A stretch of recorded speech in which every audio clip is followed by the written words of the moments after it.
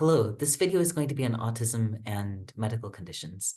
And it's a topic that I've been excited to make a video on for quite a while. It's been sitting in my Google Drive for about a month, but I've also been a bit apprehensive just because, firstly, I'm not a medical professional, and so certainly don't want to unintentionally provide misinformation. And also because it's just such a broad topic. There's, I think, so much that can be discussed about different health conditions, how they overlap with autism, how autistic people access healthcare or don't have access to healthcare, and so on. But the main topics that I'm hoping to discuss in today's video are, firstly, two specific health conditions that often go underlooked in autistic individuals and in the general population as well. And that's postural orthostatic tachycardia and hypermobile Ehlers Danlos Syndrome. These conditions often show up with what appears to be kind of a mysterious or disparate set of symptoms. So for example, someone with Ehlers Danlos syndrome might have dental crowding. They might have dizziness, gastrointestinal symptoms, and several other symptoms as well that on paper appear to potentially not be related to each other at all. And when you combine that with the fact that there's not a lot of knowledge about this syndrome out there, that can lead to a really long time without a diagnosis. And likewise, postural tachycardia can also be underlooked for quite a while. So I wanted to share a bit about what these conditions are, how they overlap with autism. And finally, I wanted to discuss healthcare access in general for autistic individuals. So why autistic individuals might often face extra barriers in accessing healthcare, what diagnostic overshadowing is and what that means for autistic patients. And finally, why sometimes our expectations of how people react to chronic illness or chronic health conditions might be skewed. For example, there's, I think, an expectation that if someone is diagnosed with a chronic health condition, that they're probably going to be feeling a mixture of sadness, uncertainty, anxiety, confusion. And while that certainly can be the case for many people in many situations, I think it's also important to be aware that in some cases, these diagnoses can bring a sense of relief or a sense of kind of validation or certainty, especially if someone has been struggling a really long time to get access to a diagnosis or to figure out what's going on if they feel like they've been dismissed by healthcare providers. Finally, having that label, that starting point for them for their future medical care can be really positive. And likewise, things like mobility aids, which people sometimes perceive as a sign of regression or a disease or illness progressing in a way that must be sad. Sometimes the use of mobility aids can be very freeing for people and can be a very positive thing. So that's sort of the long introduction. Now I'll get into what these conditions actually are. So, all right, so what is postural tachycardia or postural orthostatic tachycardia? It is essentially a disorder of the autonomic nervous system. So the autonomic nervous system takes care of all the things that we don't have to think about consciously. Our heart beats for us without thinking. We sweat without having to consciously tell ourselves to sweat in order to regulate our temperature. We have a blood pressure and various other processes that just happen automatically. And one of those that we probably don't think about at all, and unless you have postural orthostatic tachycardia and kind of have to think about it, is the fact that if you go from lying down or sitting down to standing up, your blood doesn't just suddenly fall into the lower half of your body. Your heart maybe beats a little bit faster, and your blood vessels will continue to keep blood pumping so that even if you suddenly stand up, gravity doesn't just take over and drain all the blood to the bottom half. You have processes that keep blood circulating through your brain in a way that keeps you feeling fine, regardless of your posture. Well, the postural part of postural orthostatic tachycardia kind of references the fact that it is a posture-related condition. In postural orthostatic tachycardia, if someone suddenly stands upright or in some cases sits upright or basically assumes a more upright position relative to where they started, their body has more trouble adapting to that. So more blood will pool. Even though it keeps circulating to some extent, there is some pooling of blood, and that can result in symptoms like intense dizziness. In some cases, someone might pass out or faint if they stand up. There can be heart palpitations as the body's trying to compensate. There can be a feeling of anxiety, exhaustion, fatigue, chest pain, and some more as well that I'll try and link in the video description. Unfortunately, it can often take up to 7 years for people with POTS, which is a shorthand for postural orthostatic tachycardia, to receive a diagnosis. And it's, in the meantime, often written off as anxiety, especially if someone's experiencing a fast heart rate, it might be purely attributed to anxiety. And even if these symptoms were entirely caused by a very unique type of anxiety, they would still absolutely be worth being taken seriously and being treated. But for someone who is experiencing a medical condition to be repeatedly told that they're just being anxious and they just need to relax is a very stressful experience that a lot of people have on their trajectory to getting a diagnosis. And it also just doesn't really make much sense, because if you're anxious, it's not going to suddenly appear instantaneously after you stand up every time. Even if you were anxious about standing, it's not going to have a sudden spike right after. It'd probably be a gradual buildup. And so, unfortunately, I think that this is a misconception about postural tachycardia that results in people experiencing, dismissive attitudes that are unfortunate and probably delay in the care that they need. So what are some ways to potentially tell if you might have postural orthostatic tachycardia, or something that you could maybe bring to a healthcare provider for them to assess?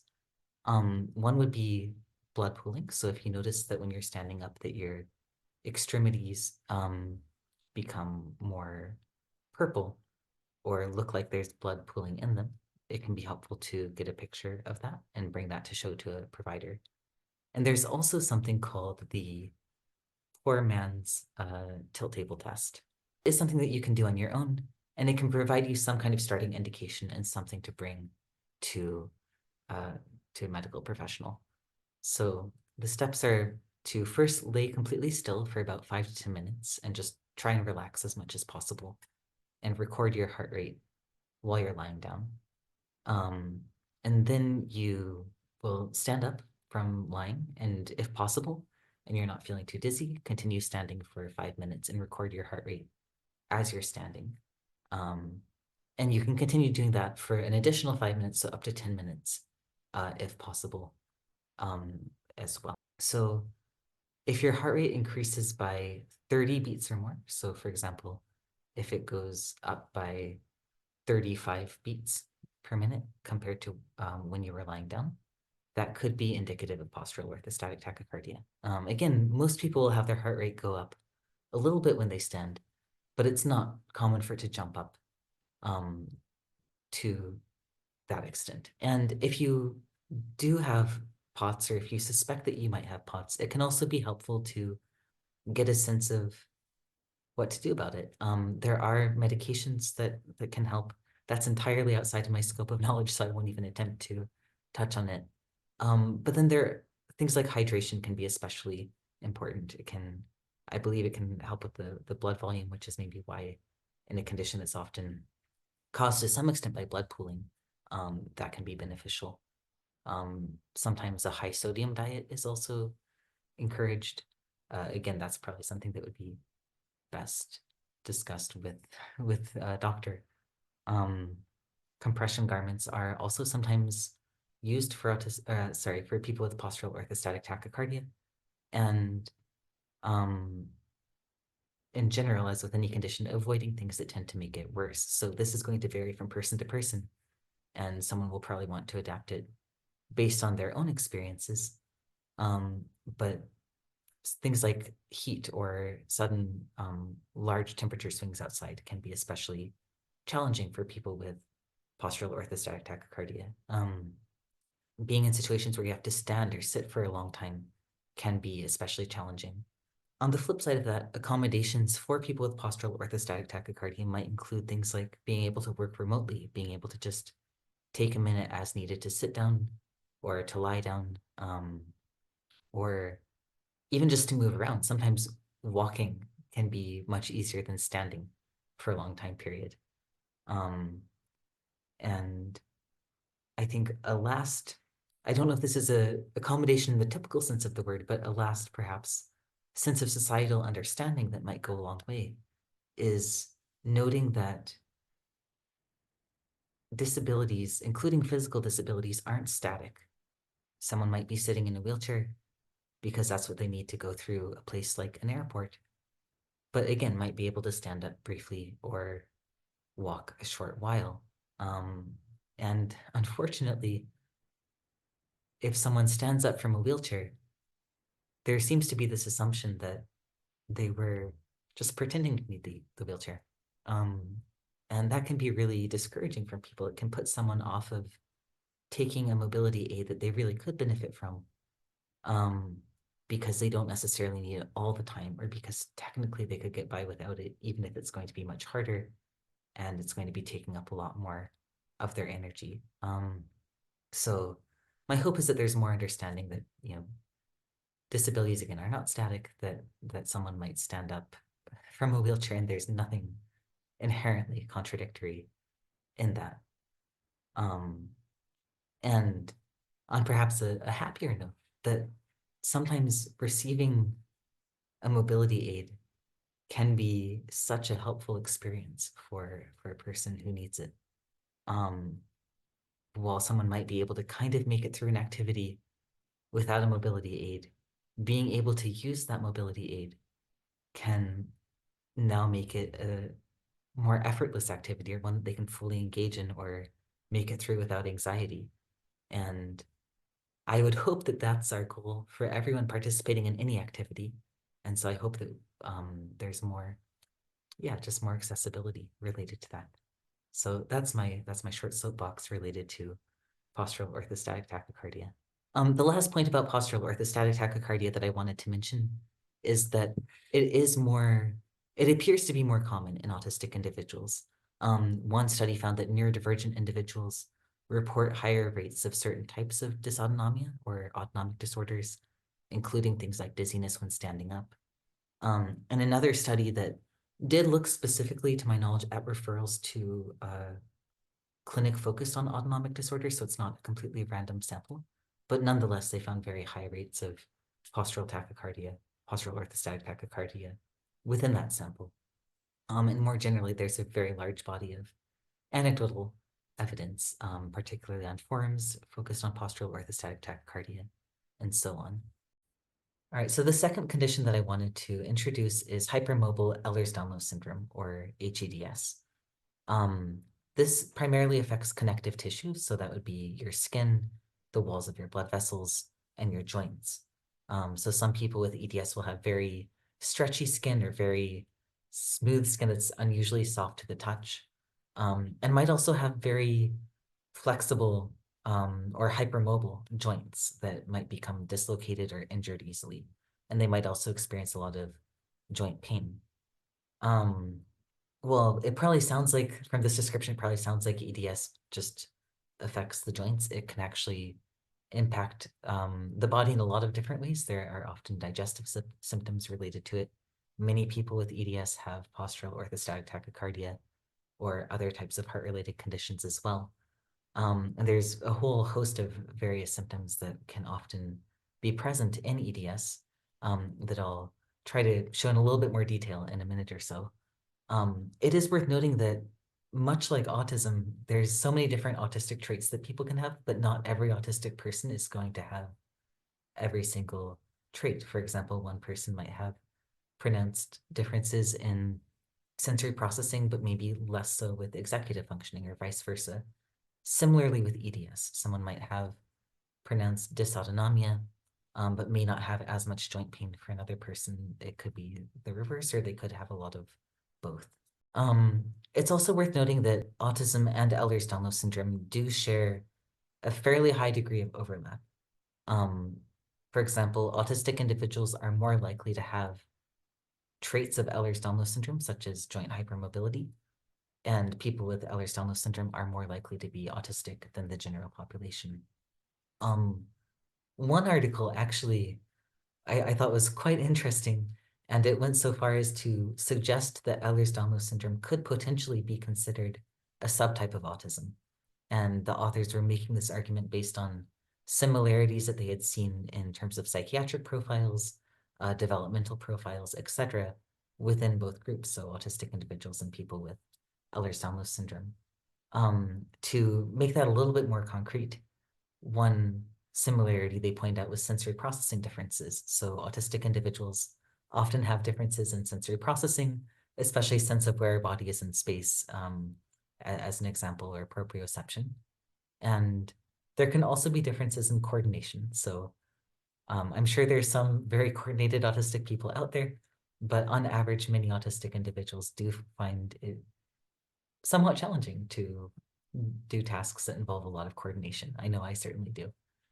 Apparently, individuals with Ehlers Danlos syndrome also have fairly similar sensory processing differences, especially when it comes to um, touch and proprioception, so awareness of where the body is in space.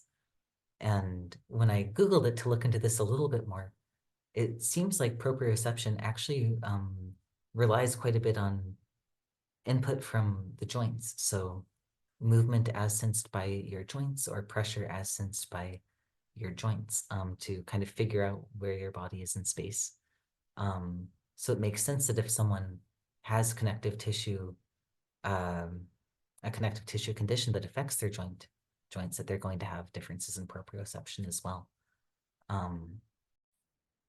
So the last thing that I wanted to go through briefly regarding Ehlers Danlos syndrome is what the diagnostic criteria looks like. So it starts out with the criteria for generalized joint hypermobility, which to my understanding is its own diagnosis. So people with Ehlers-Danlos syndrome have joint hypermobility, but not everyone with joint hypermobility will have Ehlers-Danlos syndrome. So these are the tests here. Essentially, as you can see, it tests whether you can, put your finger back more than 90 degrees if it's lying flat, and that's done on both sides.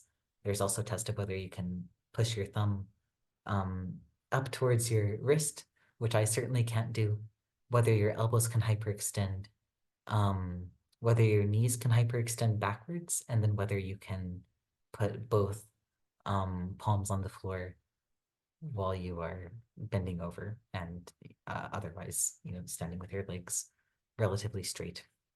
And the score is going to depend on your age. So if you're older, so if you're an adult, but under 50, you'd have to get 5 out of 9 to qualify automatically. If your score is 1 point lower, so for example, if you are 30 years old and your score is 4, then you essentially go to the tiebreaker section, which are these points below. There are some other features. So there's different categories. The first one is category A, so I won't necessarily go through all of these, but essentially it's looking at different conditions one might have, like soft skin, whether your skin can extend, things like dental crowding, and also things that you might not know about unless you've had testing. So some of these, it's a little bit of a mixture. Some of these you can probably just figure out based on whether people have told you that you have soft skin or not.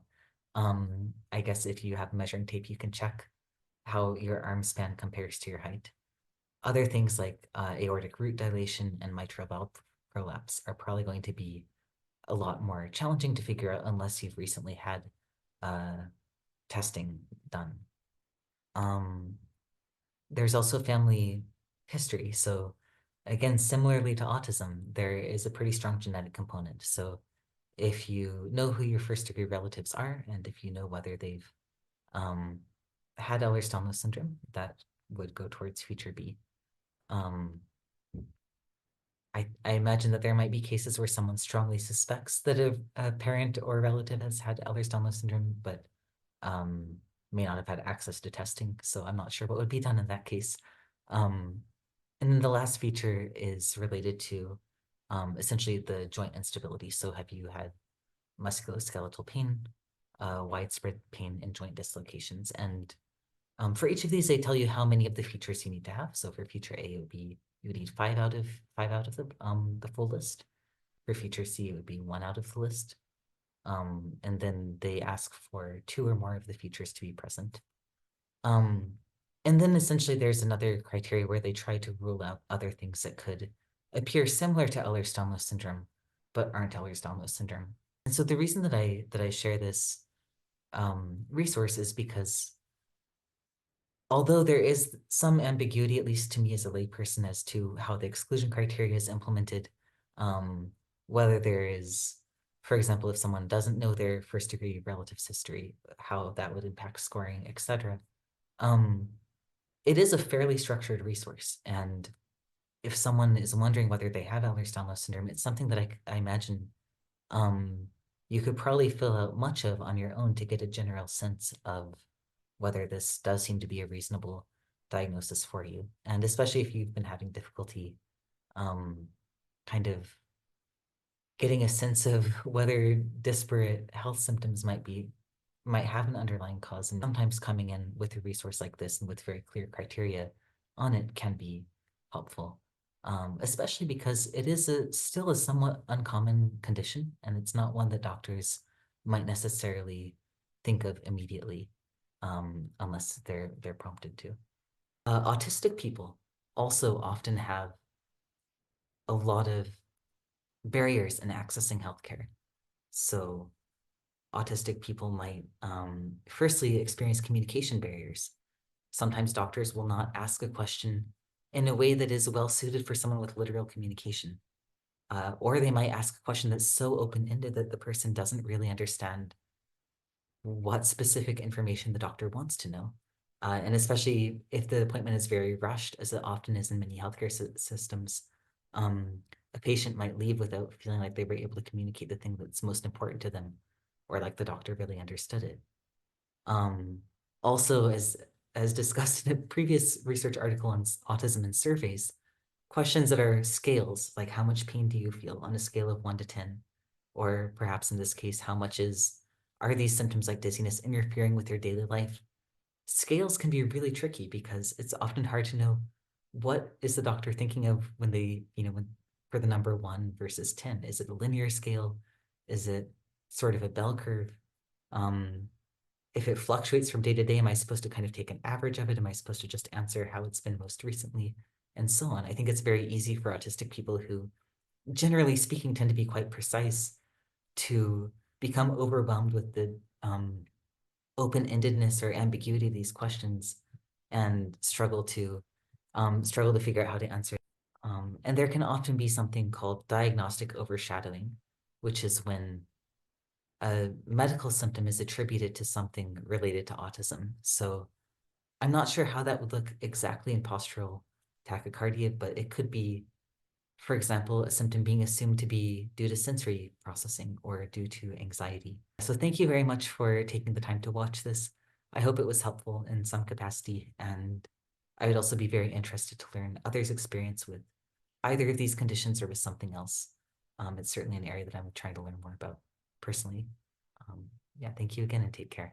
Bye.